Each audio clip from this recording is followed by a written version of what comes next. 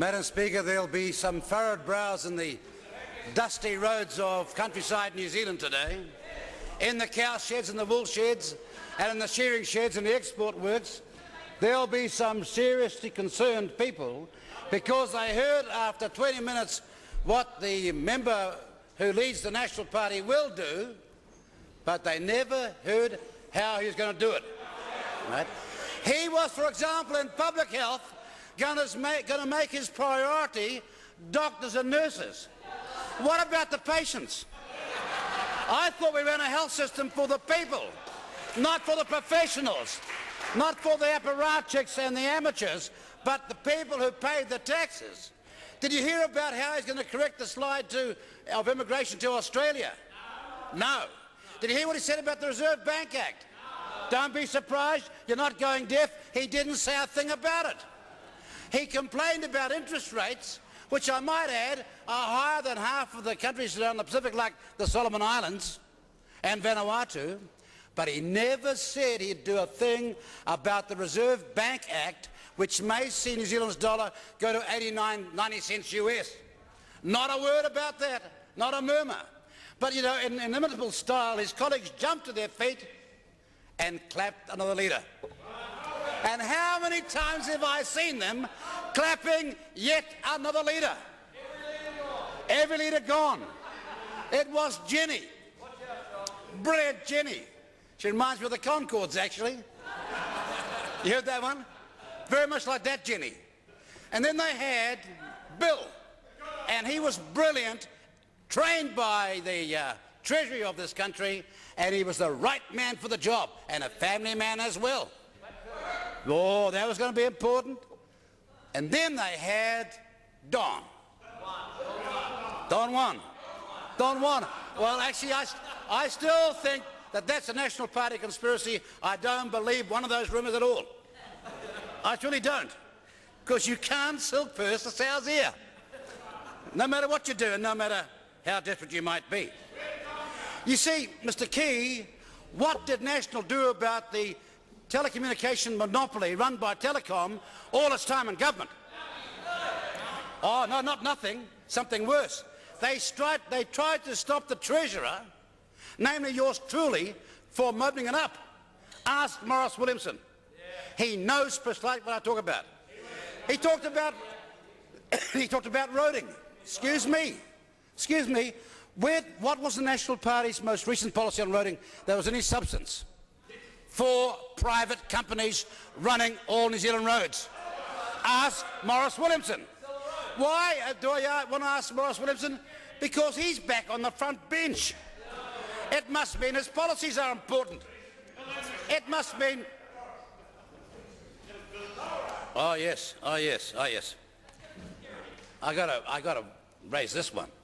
Apparently going to Waitangi was important this year. Let me tell you something. I would never have believed that some political leader would walk onto the Lower Marae at Waitangi with someone with a conviction and a jail sentence for the brutalisation of children. Oh yes. I'll tell you what the National Party tough love policy on crime is about. I got a photograph of it. That's real tough love. From a criminal facing serious charges. That's a tough love policy. I bet all the gangsters are trembling in their knock knees at the moment.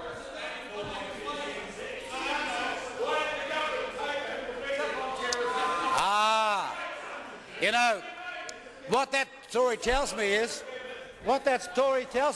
alongside TVNZ, is that not only does crime pay, the taxpayer is now paying for it.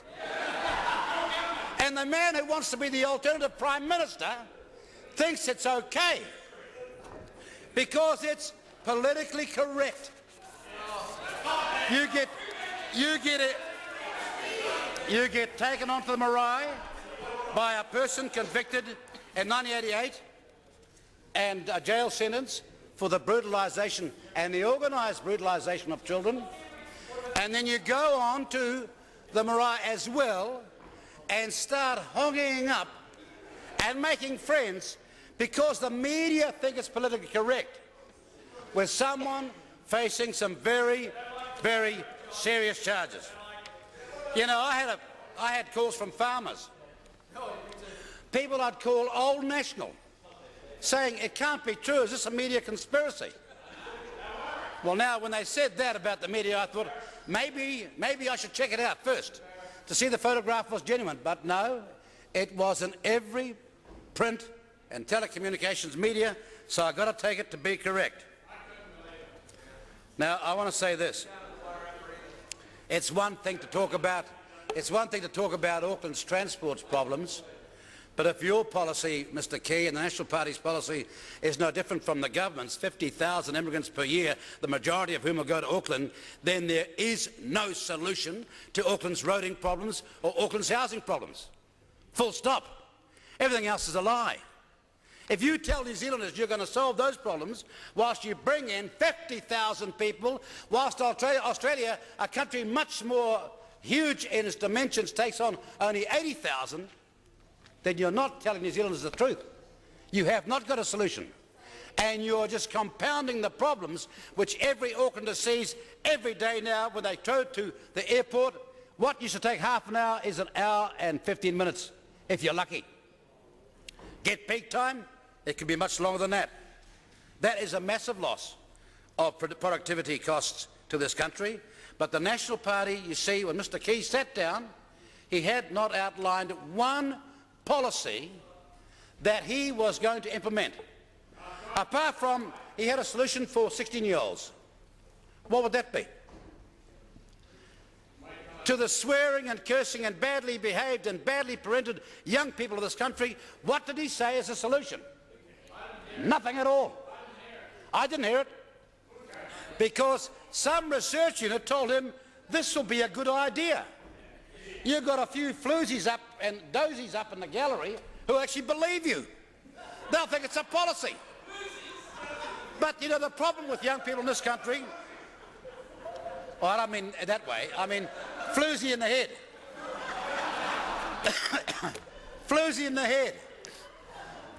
They have decided that the National Party deserves a term in government, and they themselves will create the outcome to the 2008 election. Well, dream again. That's exactly what's not going to happen. If Nationals ever get to the Treasury benches, it'll be because it has some policy that is alternative and different to the present government. Otherwise, why would you bother to have a change when you get no change? But you get no change. And you won't get away running around, boring the Rotary clubs, agreeing with them. You've got to have a policy. And that's why I'm pleased to say that in 2008, New Zealand First will go on ensuring that there's stable government in this country. That's number one, because we keep our word. We're famous for it. What we say we're going to do, we do. That's why some people don't like us. What we say we're going to do, we do. We don't back down on our word. Oh, by the way, just one last thing on the word bauble. For the media, it means a trinket not worth having. So could some of you dumbos go back to the dictionary, find out what it means, and stop making damn idiots of yourself every time you repeat it? Which part of my job looks like a trinket not worth having? You know, try to extend yourself. We appoint today Brian Donnelly, one of the most eminently qualified people this Parliament ever had to be a diplomat, and you can't deny it. And you know what they said? Oh, jobs for the boys. How do you like that? Let me remind you who National sent abroad. Some seriously untalented, and worse than that, people who would have been expelled from Parliament had we known in this Parliament what they were guilty of. Need I remind you who they were? No, I'll wait till they die. I'll wait till they die. But they over there all know. And so do some of those journalists, if they weren't such young pups, know what I'm talking about.